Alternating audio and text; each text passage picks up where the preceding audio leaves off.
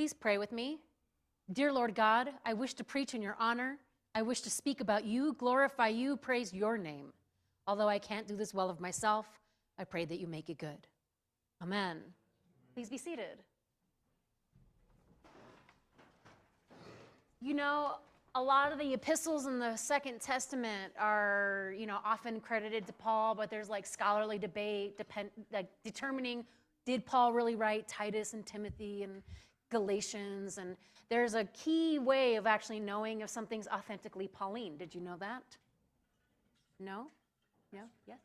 Ask an expert. Yeah, I'm one of my really good friends is a biblical scholar. We just call her up and ask her. No, actually, the passage from Romans that Jess read is a really good example of that signature Pauline move, which is this sort of like really eager expectation that Jesus is coming back any moment.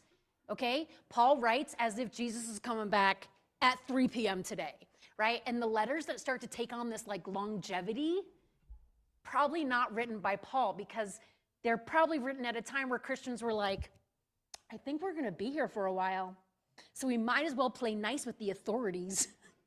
Okay? And so, but Paul didn't have time for that because Paul expected Jesus any moment. So his letters have this like urgency, kind of like the Gospel of Mark, this urgency. Get your stuff together. Stop giving into the flesh. Jesus is on Jesus's way.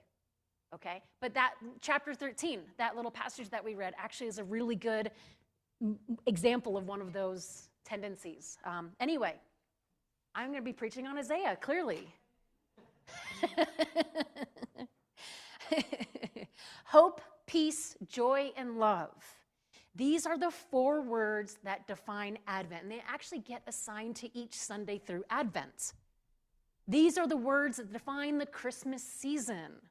These are the words that represent to us the very characteristics of God. God is hope. God is peace. And God is joy. And of course, we all know this one, God is... Well done. We entered into a new year with gusto. Yes. And if these words tell us who God is and how God is toward us, God is peaceful toward us, not wrathful. God is joyful towards us, not despondent, right?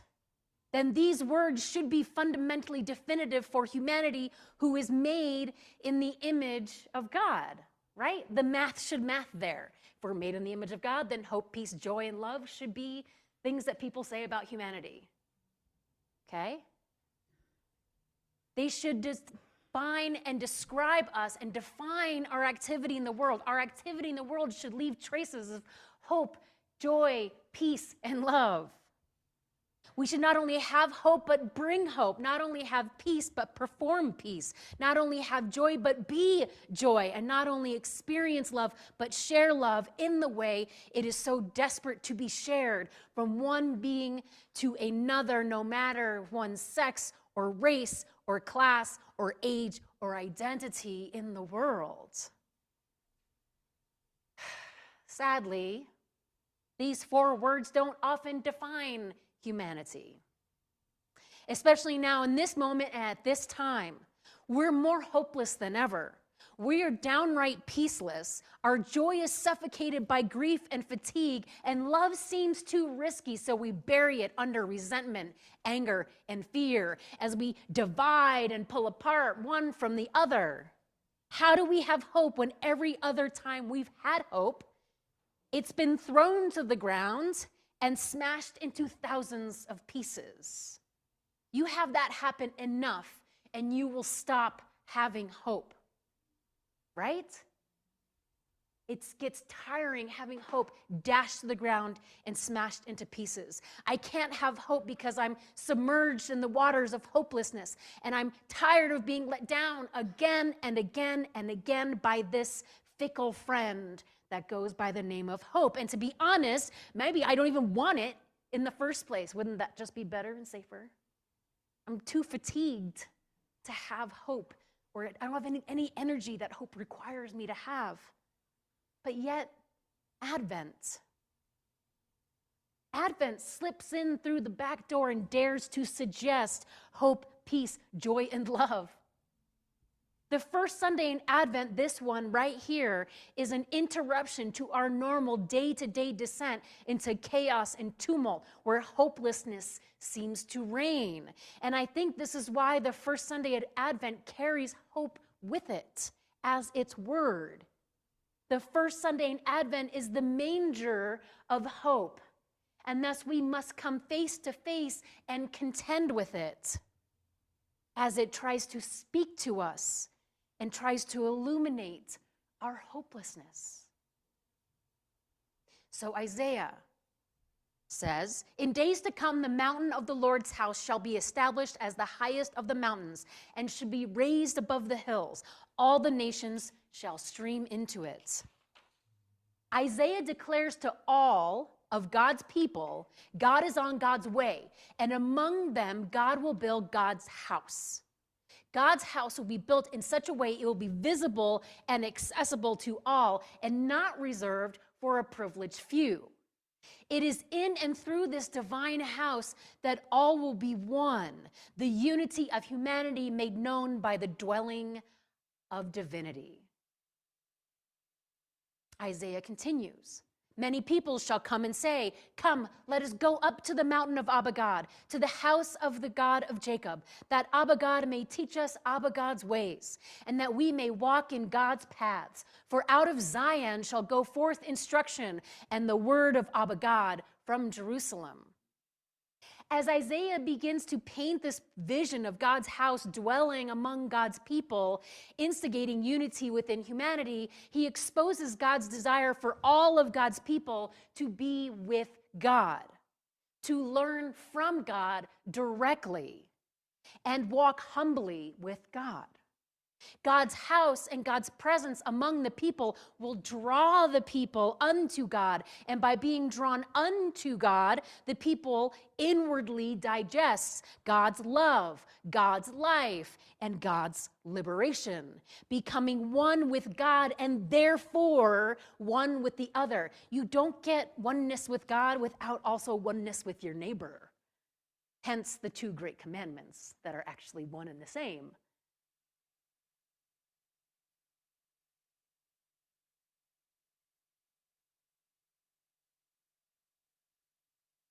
It's this becoming one with God and with each other on the whole earth as it is in the entire heavens. Okay, so Isaiah, at the end of time in Revelation, there's this descent of heaven onto earth with the New Jerusalem, the earth and heaven becoming one spot in this intersection. Okay, New Jerusalem. Isaiah is this house of the Lord. It's God coming with this house of the Lord being built among humanity, resonates with that image from Revelation, okay? On earth as it is in heaven, but the two have become one spot. There's a unity in the two spheres as well as there's unity among humanity and unity with divinity. You see how unity is just like God's way of creating a really great fractal.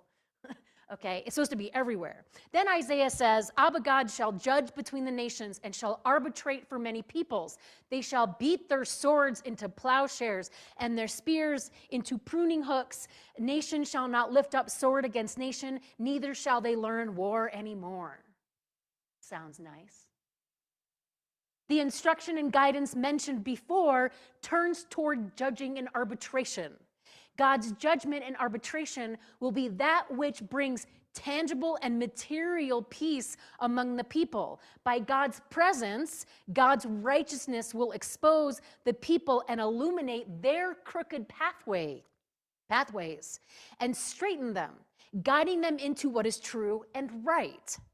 God's righteousness will be their righteousness. God's justice will be their justice, for they have learned the ways of God, the ways of divine justice informed by mercy. It would be really hard for you to continue on your own stubborn way if you're just constantly in the light of God, right?